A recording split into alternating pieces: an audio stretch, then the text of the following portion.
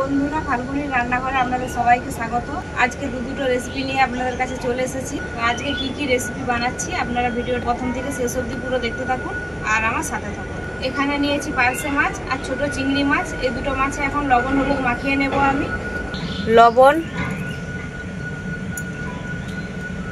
হলুদের গুঁড়ো খুব ভালো করে মাছগুলোতে আমি লবণ হলুদ মাখিয়ে নেব।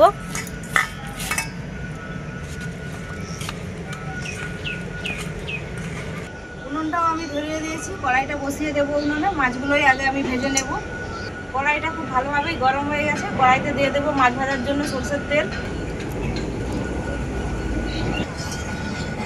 প্রথমে আমি পার্শে বাটা মাছগুলোই আমি ভেজে নেব।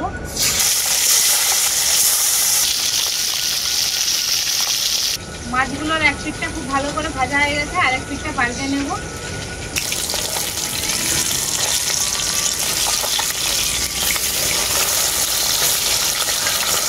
মাছগুলো আমার দু পিঠটাই খুব ভালো করে ভাজা হয়ে গেছে, এখন তুলে নেব।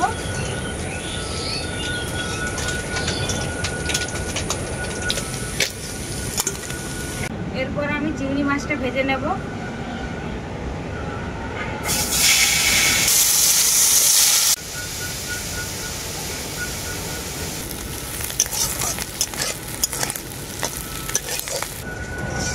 চিংড়ি মাছগুলো আমার খুব ভালো করে ভাজা হয়ে গেল, এখন তুলে নেব।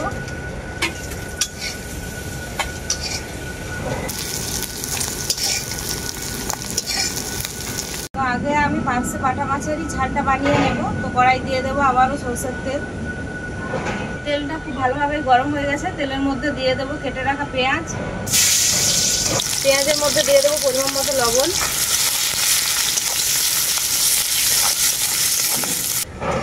পেঁয়াজটা আমি হালকা করে ভেজে নিয়েছি। পেঁয়াজের মধ্যে দিয়ে দেবো টমেটো কুচি।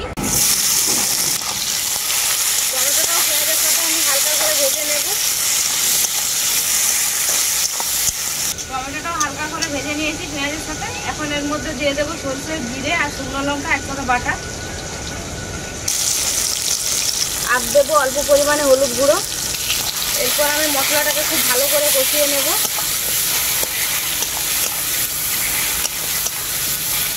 মশলাটাকে আমি খুব ভালো করে কষিয়ে নিয়েছি। এখন এর মধ্যে দিয়ে দেবো পরিমাণ মতো জল।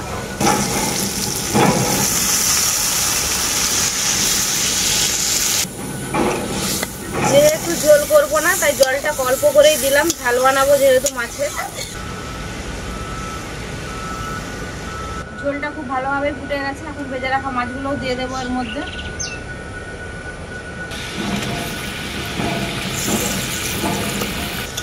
ভেজে রাখা মাছগুলো দেওয়ার পর ঝোলটা আমি আবারও খুব ভালো করে ফুটিয়ে নেব।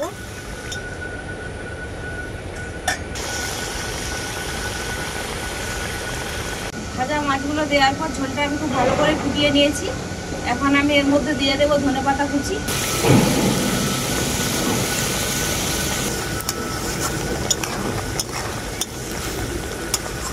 ধনেপাতা দিয়ে খুব ভালো করে নাড়াচাড়া করে নিয়েছি। এখন মাছের রেসিপিটা আমার পুরোপুরিভাবে রেডি। নামিয়ে নেব।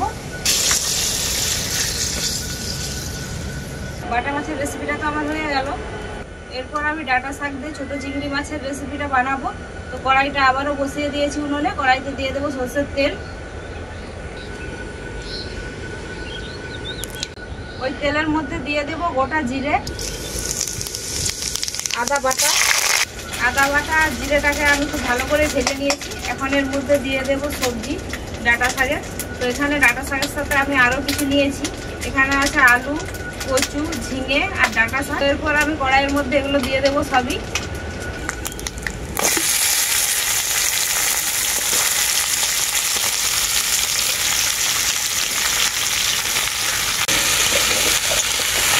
এই ডাঁটা শাকের মধ্যে দিয়ে দেবো পরিমাণ মতো লবণ। সবগুলোকে আমি একসাথে খুব ভালো করে ঢাকা দিয়ে ভেজে নেব।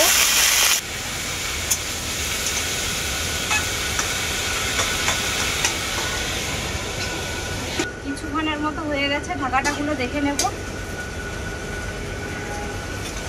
সবজিগুলো খুব ভালো করে ভাজা হয়ে গেছে। এখন আমি এর মধ্যে কিছু গুঁড়ো মশলা দিয়ে দেব।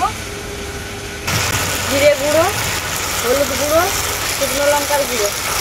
এরপর আমি মশলাটাকে সবজির সাথে খুব ভালো করে কষিয়ে নেব।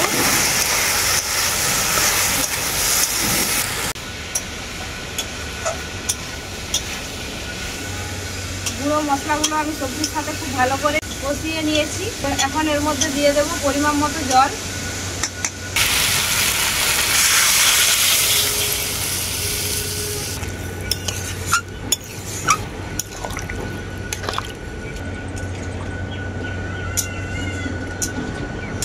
সবজিগুলোকে আমি আবারও কিছুক্ষণের জন্য ঢাকা দিয়ে সেদ্ধ করে নেব। কিছুক্ষণের মতো হয়ে গেছে, ঢাকাটা খুলে দেখে নেব। জল অনেকটাই শুকিয়ে গেছে আর সবকিছু খুব ভালোভাবে সেদ্ধ হয়ে গেছে। এখন এর মধ্যে দিয়ে দেব ভেজে রাখা চিংড়ি মাছ।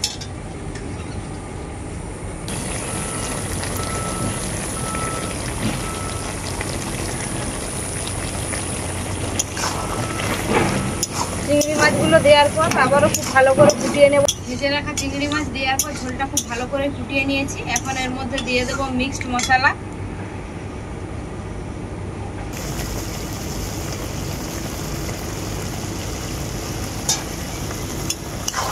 মিক্সড মশলাটা দেওয়ার পর খুব ভালো করে আমি নাড়াচাড়া করে নেব সবকিছু একসাথে। ছোট চিংড়ি মাছ দিয়ে ডাঁটা শাকের রেসিপিটা আমার পুরোপুরিভাবেই রেডি। এখন আমি নামিয়ে নেব। আজকে আর খেয়ে দেখাচ্ছি না, বাড়িতে খেয়ে নেব। তো আজকের এই দুটো রেসিপি কেমন হয়েছে আপনারাই কমেন্ট করে জানাবেন। ভিডিও ভালো লাগলে লাইক শেয়ার সাবস্ক্রাইব অবশ্যই করে দেবেন। প্রত্যেক দিনের মতো আজকেও বলছি আপনারা ভালো থাকবেন, সুস্থ থাকবেন, নিজেদের খেয়াল রাখবেন। আবার দেখা হবে পরবর্তী ভিডিওতে নতুন কোনো রেসিপি।